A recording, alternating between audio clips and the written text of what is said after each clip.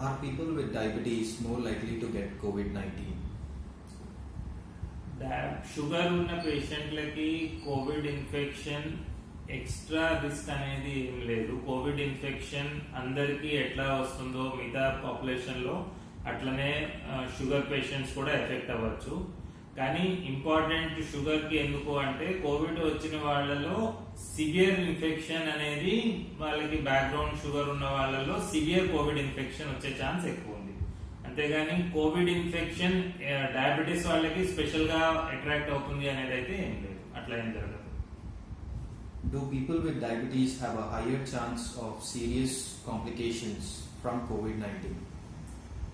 COVID-19 వచ్చిన వాళ్ళలో ఇప్పటి వరకు డేటా ప్రకారం డయాబెటీస్ ఉన్న వాళ్ళకి కొంచెం సీరియస్ డిసీజ్ రావటము, వెంటిలేటర్ రిక్వైర్మెంట్ ఎక్కువ ఉండటము, హాస్పిటల్లో ఎక్కువ కాలం ఉండాల్సిన అవసరం రావటము, లేక ఆక్సిజన్ రిక్వైర్మెంట్ ఎక్కువ ఉండటము, అట్లా సీరియస్ డిసీజ్ ఉండే రిస్క్ ఉంటుంది. ఇది ఎట్లాంటి ఫ్యాక్టర్స్ మీద ఆధారపడి ఉంటుందంటే బ్యాక్గ్రౌండ్ లో మీ షుగర్ ఎంత కంట్రోల్లో ఉంది, షుగర్ కాంప్లికేషన్స్ ఏమేమి ఉన్నాయి, షుగర్ వచ్చి ఎంత కాలం అయింది, సో దాని మేనేజ్మెంట్ దాని ఇష్యూస్ వల్ల ఈ డిసీజ్ ఇది మారుతుంది.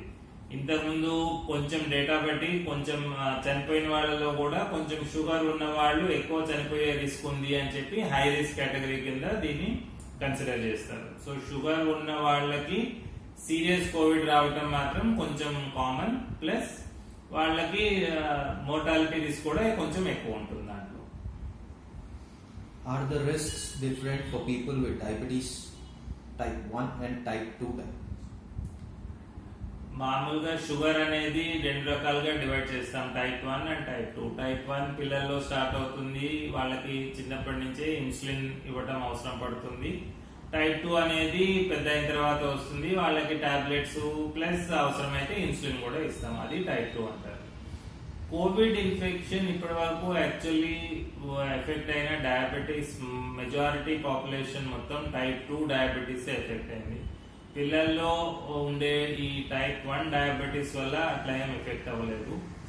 కానీ డయాబెటీస్ కంట్రోల్ ఇద్దరు టైప్ 1 కానివ్వండి టైప్ 2 కానివ్వండి ఎవరికైనా కానీ షుగర్ కంట్రోల్ సరిగ్గా లేదు అంటే సిస్టమ్ సరిగ్గా పనిచేయదు, బాడీలో ఆర్గన్స్ కానివ్వండి మిగతా పారామీటర్స్ అన్ని కొంచెం డిస్ఫంక్షన్ ఉంటాయి.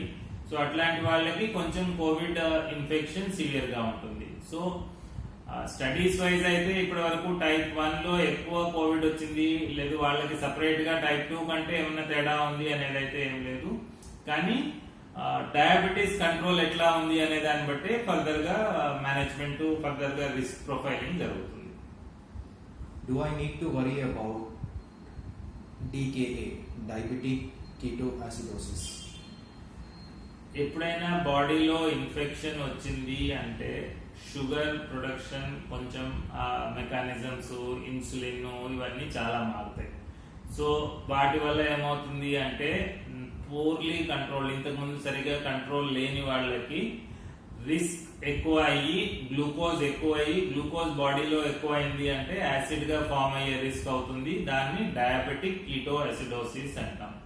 సో ఇది టైప్ 1s లో ఎక్కువ కామన్, టైప్ 2s లో కూడా జరుగుతుంది. సో కోవిడ్ అనేది కొంచెం సివియర్ ఇన్ఫెక్షన్ కాబట్టి ఇట్లా సివియర్ ఇన్ఫెక్షన్ వచ్చిన వాళ్ళకి ఇంతకు ముందు సరిగా కంట్రోల్ లేదు, వాళ్ళు టాబ్లెట్స్ అవి సరిగా వాడలేదు, ఇన్సులిన్ సరిగా పెట్టుకోలేదు, మానిటరింగ్ సరిగా లేదు అంటే వాళ్ళకి డయాబెటిక్ కీటోయాసిడోసిస్ వచ్చే రిస్క్ చాలా ఎక్కువ ఉంటుంది.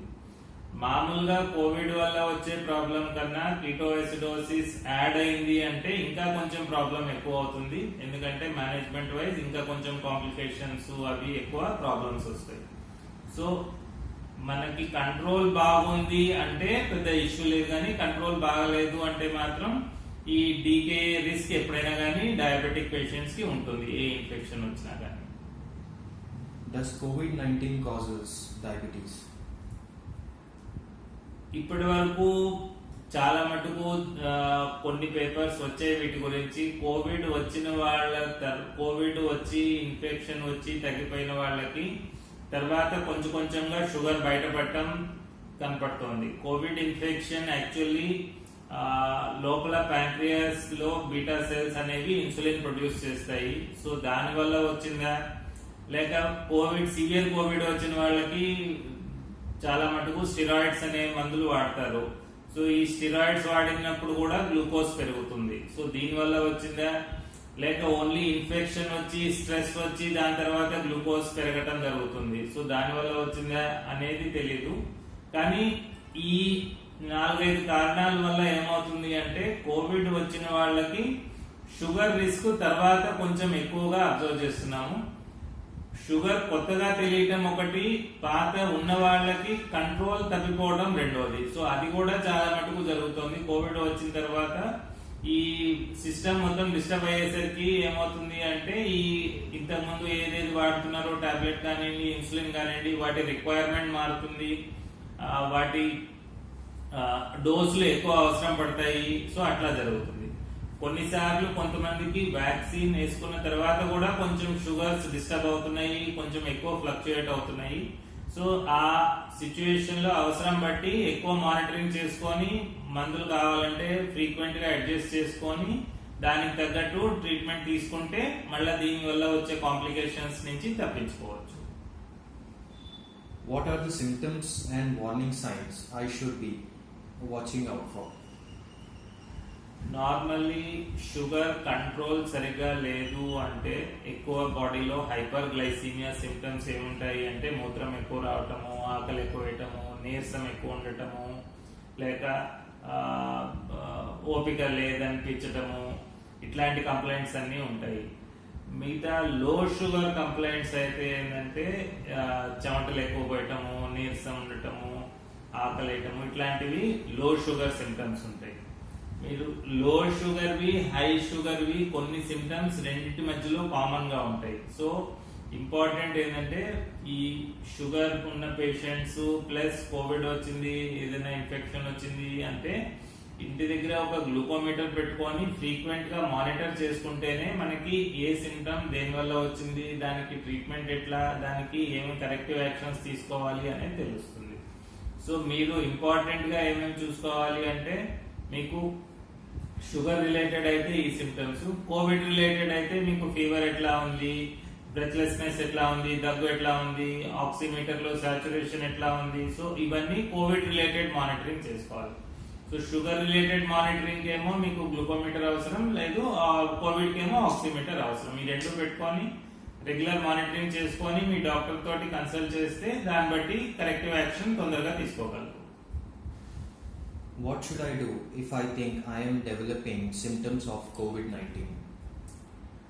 COVID-19 సిమ్టమ్స్ జనరల్లీ ఏమేమి ఉంటాయంటే ఫీవర్ ఉంటుంది, దగ్గు ఉంటుంది, జలుబు ఉంటుంది, లేదు స్మెల్ వీటిలో డిస్టర్బెన్స్ ఉంటాయి. తెలిసిన వాళ్ళు, చుట్టుపక్కల వాళ్ళు ఇంకెవరికైనా కానీ కోవిడ్ వచ్చింది, కాంటాక్ట్ అయ్యారు. సో ఈ సిమ్టమ్స్ అన్ని ఉంటాయి. మీకు అట్లాంటివి ఏమైనా ఎర్లీ సిమ్టమ్స్ కనుక అనిపిస్తే ఫస్ట్ ఇంపార్టెంట్ థింగ్ ఏంటంటే సెల్ఫ్ ఐసోలేషన్ అనేది చాలా అవసరం. ఎందుకంటే సిమ్టమ్స్ మొదలయ్యే స్టేజ్ లోనూ ఎర్లీ డేస్ లోనే ఇన్ఫెక్టివిటీ ఎక్కువ ఉంటుంది, మిగతా వాళ్ళకి ఎక్కువ ట్రాన్స్మిట్ అయ్యే ఛాన్స్ ఉంటుంది. సో ఆ టైంలో సెల్ఫ్ ఐసోలేషన్ లో ఉండాలి, మిగతా వాళ్ళతోటి ఏ ఆబ్జెక్ట్స్ టచ్ లో ఉండకూడదు. మీరు సైడ్ బై సైడ్ మానిటరింగ్ కూడా చేసుకోవడం మొదలు పెట్టాలి. ఫీవర్ గురించి, ఆక్సిజన్ గురించి, వీటి గురించి మానిటరింగ్ చేసుకోవాలి. సెల్ఫ్ ఐసోలేషన్ ప్లస్ మానిటరింగ్ ఈ రెండు చాలా చాలా important. What are the emergency warning signs and what should I do if I am experiencing them? Emergency science కొన్ని షుగర్ పేషెంట్స్ కి ఎప్పుడైనా కానీ కొంచెం వాంతులు ఎక్కువ అవుతున్నాయి, లేదు వాళ్ళకి బాగా ఇది ఎక్కువ నీరసం వచ్చేసింది, లేదు అన్కాన్షియస్ అవుతున్నారు, కొంచెం కన్ఫ్యూజన్ స్టేట్ లో ఉన్నారు, మాటలు సరిగ్గా మాట్లాడలేకపోతున్నారు. సో ఇట్లాంటి సిమ్టమ్స్ ఏమన్నా ఉన్నాయి అంటే అది షుగర్ ఫ్లక్చుయేషన్స్ చాలా ఎక్కువ ఉన్నట్టు, బాడీలో ఇన్ఫెక్షన్ ఎక్కువ ఉన్నట్టు. సో ఈ టైంలో ఏంటంటే మీరు ఇమీడియట్లీ హాస్పిటల్కి వెళ్ళి మేనేజ్మెంట్ తీసుకోవడం చాలా అవసరము. ఇంట్లో కనుక గ్లూకోమీటర్ ఉంది అంటే లో షుగర్ వల్ల కూడా కొన్నిసార్లు అట్లాంటి సిమ్టమ్స్ ఉంటాయి. సో వెంటనే గ్లూకోజ్ సొల్యూషన్ ఏదైనా ఇవ్వాలి. ఒకవేళ హై షుగర్ గ్లూకోమీటర్ లో హై చూపిస్తోంది అంటే అప్పుడు కీటోన్స్ ఉండే రిస్క్ ఉంటుంది. సో ఎవరి దగ్గరైనా యూరిన్ స్ట్రిప్స్ ఉన్నాయి అంటే గ్లూకోజ్ స్ట్రిప్స్ మన కీటోన్ స్ట్రిప్స్ తోటి చెక్ చేసుకోవచ్చు. లేదు మనం గ్లూకోమీటర్ తోటి ఎట్లా టెస్ట్ చేస్తామో ప్లాస్మా తోటి క్యాపిలరీ గ్లూకోజ్ తోటి కూడా కీటోన్స్ చెక్ చేసుకోవచ్చు. కానీ ఇట్లాంటి న్యూరలాజికల్ కంప్లైంట్స్ ఏమున్నా కానీ వెంటనే హాస్పిటల్ కి అడ్మిట్ అవ్వడం చాలా మంచిది. What are the factors that healthcare providers caring for a COVID-19 patient can consider before allowing patients to self-test using a home-use blood glucose meter? Usually చాలా మటుకు Covid infection mild and moderate గానే ఉంటుంది. Mild moderate 90% people కి mild moderate లోనే ఉంటుంది. వాళ్ళు కొంచెం careful గా ఉండి జాగ్రత్తలు తీసుకొని రెగ్యులర్ డాక్టర్ తోటి సలహా తీసుకొని ఇంటి దగ్గరే వాళ్ళ షుగర్ ని వాళ్ళ కోవిడ్ ని మేనేజ్ చేసుకోవచ్చు. Only 5 to 10% people K severe గా వస్తుంది. వాళ్ళకి అడ్మిషన్ అవసరం పడుతుంది, ఆక్సిజన్ అవసరం పడతాయి, మిగతా డ్రగ్స్ అవసరం పడతాయి. ఇంటి దగ్గర మానిటరింగ్ చేసుకుంటూ చేసుకోవాలి అని అనుకునే వాళ్ళకి వాళ్ళ కంట్రోల్ సరిగ్గా ఉందా, వాళ్ళు అన్ని చేసుకోగలరా, వాళ్ళకి సపోర్ట్ సిస్టమ్స్ అన్ని ఉన్నాయా, వాళ్ళు ఫ్రీక్వెంట్ గా కాంటాక్ట్ అవ్వగలరా డాక్టర్ ని, ఇట్లాంటివన్నీ చూసి అప్పుడు హోమ్ మానిటరింగ్ అడ్వైస్ చేస్తాము. సో అవన్నీ చేసుకొని రెగ్యులర్ ఫీడ్బ్యాక్ ఇస్తున్నారు అంటే దాన్ని బట్టి డోసేజెస్ కానివ్వండి, డ్రగ్స్ కానివ్వండి మాడిఫై చేసి దాన్ని బట్టి పేషెంట్ ని ఇంటి దగ్గరే బాగు చేసుకోవచ్చు. Can I take vaccine? చాలా మటుకు డయాబెటిక్ పేషెంట్స్ ఇంతకుముందు వరి అయ్యే వాళ్ళు డయాబెటీస్ ఉంది నేను వ్యాక్సిన్ తీసుకోవచ్చు అని. డయాబెటీస్ ఉన్న వాళ్ళు ఫస్ట్ తీసుకోవాలి యాక్చువల్లీ.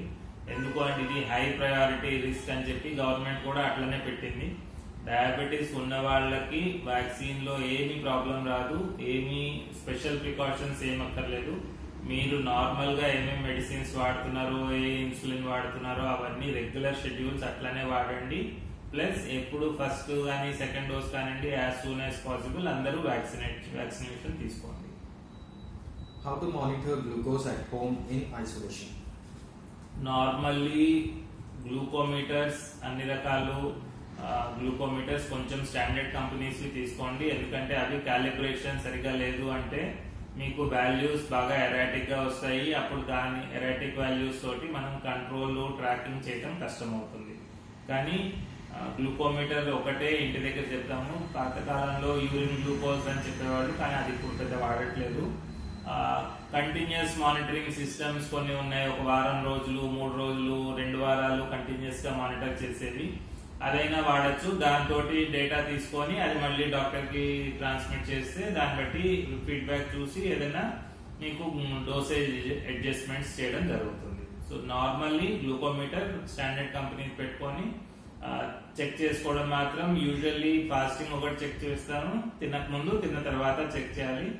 ర్యాండమ్ గా మాత్రం జనరల్లీ అవాయిడ్ చేయండి. సిమ్టమ్స్ ఏమైనా ఉంటేనే ర్యాండమ్ షుగర్ చెక్ చేయండి. ఎందుకంటే ర్యాండమ్ గా చేసిన వాల్యూస్ తోటి మనం ట్రీట్మెంట్ అడ్జస్ట్మెంట్ చేయలేము. Which vaccine is better for diabetic patients? మనకి ఇప్పుడు ఉన్నవి 2-3 వ్యాక్సిన్స్ అవైలబుల్ ఉన్నాయి ఇండియాలో. స్పెసిఫిక్ గా డయాబెటిక్స్ కోసం అని చెప్పి ఒక సపరేట్ వ్యాక్సిన్ బెటరు, ఇది తక్కువ పనిచేస్తుంది అది ఎక్కువ పనిచేస్తుంది అని అట్లాంటి స్టడీస్ ఏం లేవు. సో ఏదైనా కానీ కోవిషీల్డ్ కానివ్వండి, కోవాక్సిన్ కానివ్వండి, స్పుత్నిక్ కానివ్వండి, ఏది దొరికితే అది వేయించుకోండి.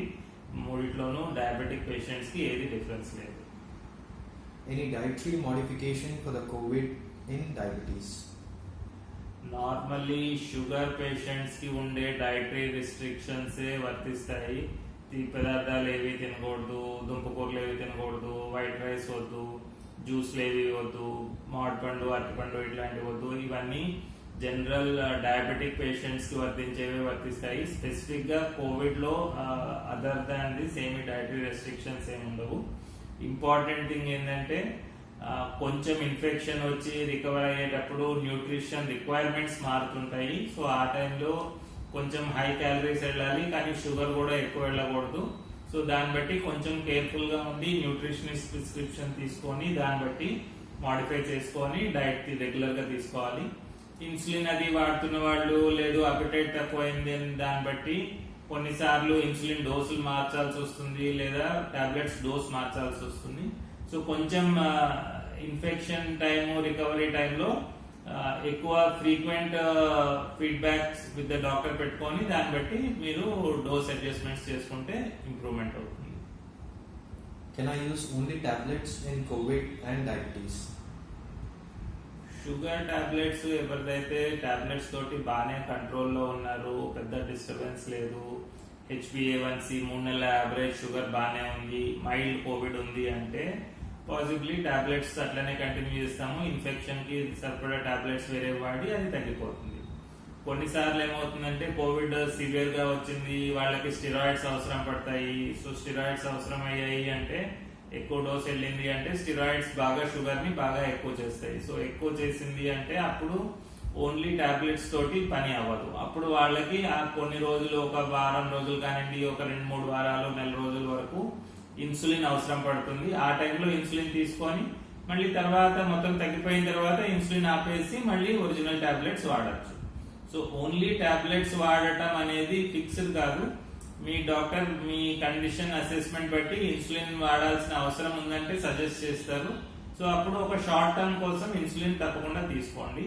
అవసరం లేదు అని అనుకుంటే మీకు ఓన్లీ టాబ్లెట్ తోటైనా కొంతమందికి జరగచ్చు అట్లా. Which insulin is better in management of COVID? Insulins అట్లా కోవిడ్ స్పెసిఫిక్ గా ఏమీ తేడా లేదు. ఇన్సులిన్స్ మామూలుగా వాడేవి short acting and long acting అంటాము. షార్ట్ యాక్టింగ్ అంటే ఓన్లీ తినే ముందు తీసుకొని తిన్న తర్వాత పెరిగే గ్లూకోజ్ ని కంట్రోల్ చేస్తుంది. లాంగ్ యాక్టింగ్ అంటే రోజు మొత్తం పనిచేసే ఇన్సులిన్స్ ఉంటాయి. ఈ రెండు కలిపిన కాంబినేషన్లు కూడా ఉంటాయి. సో ఇవి అవసరం బట్టి ఓన్లీ కొంతమందికి ఒక షార్ట్ యాక్టింగ్ ఇస్తాం, కొంతమందికి ఓన్లీ లాంగ్ యాక్టింగ్ లేదా కాంబినేషన్ కూడా ఇస్తాము. సో ఒక స్పెసిఫిక్ ఇన్సులిన్ అనేది ఏం లేదు ఇది బెటర్ అని చెప్పడానికి. పేషెంట్ షుగర్ ఏ టైంలో ఎక్కువ అవుతుంది, తినక ముందు ఎక్కువ అవుతుందా, తిన్న తర్వాత ఎక్కువ అవుతుందా, ఏ డోసులు వాడగలడు, ఎంత ఫ్రీక్వెంట్ గా మానిటర్ చేయగలడు అనే దాన్ని బట్టి ఇన్సులిన్ ప్రిస్క్రిప్షన్ మారుతుంది. సో అకార్డింగ్లీ ఇన్సులిన్ తీసుకొని దాన్ని బట్టి ఫ్రీక్వెంట్ గా చెక్ చేసుకొని పేషెంట్ డాక్టర్ కి రిపోర్ట్స్ పంపిస్తుందండి. How long to be in self-isolation after COVID infection? COVID infection వచ్చిన తర్వాత generally 1 to 2 weeks self isolation లో ఉండాల్సి వస్తుంది. 10 days వరకు తర్వాత జనరల్లీ మనం మళ్ళీ నెగిటివ్ RT-PCR రిపోర్ట్ తీసుకోవాలి. రిపోర్ట్ నెగిటివ్ వచ్చిన తర్వాత మీరు మళ్ళీ ఐసోలేషన్ నుంచి బయటికి రావచ్చు. మిగతా ఫ్యామిలీ మెంబర్స్ తోటి కానివ్వండి, వర్క్ మెంబర్స్ తోటి కానివ్వండి కలవచ్చు. సో ఇనీషియల్ ఇన్ఫెక్షన్ మాత్రం మాక్సిమం ఫస్ట్ వీక్ లో ఉంటుంది. సిమ్టమ్స్ స్టార్ట్ అయ్యేటప్పుడు స్టార్ట్ అయ్యే 1-2 రోజుల ముందు. సో ఆ టైంలో మాత్రం మాక్సిమం సెల్ఫ్ ఐసోలేషన్ ఉండాలి. తర్వాత నెగిటివ్ RT-PCR వచ్చేంత వరకు సెల్ఫ్ ఐసోలేషన్ లో ఉండటం చాలా చాలా అవసరం.